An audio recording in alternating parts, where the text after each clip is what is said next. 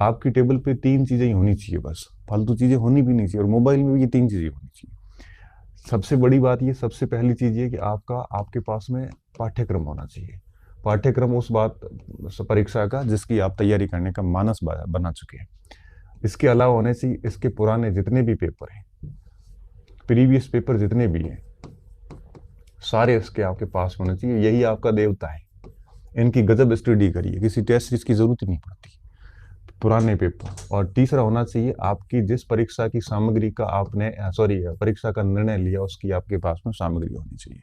अब ये सामग्री ऑनलाइन भी हो सकती है, ऑफलाइन भी हो सकती है।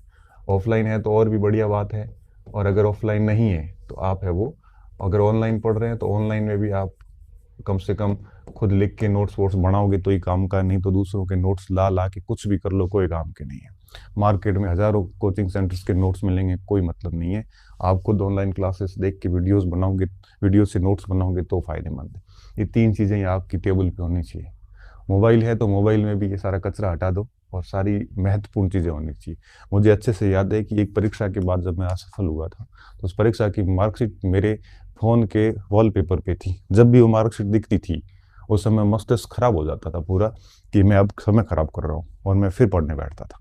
मेरे वो मार्कशीट अगली परीक्षा की डेट तक लगभग 8 महीने, सेकंड ग्रेड की मैं बात कर रहा हूँ, 8 महीने, लगभग 8 महीने तक परीक्षा, 6 मार्च 2000 शायद 11 को कुछ रिजल्ट आया था, और कब था उसमें, दिसंबर में शायद पेपर हुआ था वापस। तब तक वो मार्कशीट उस पूरे वॉलपेपर पे रही थी।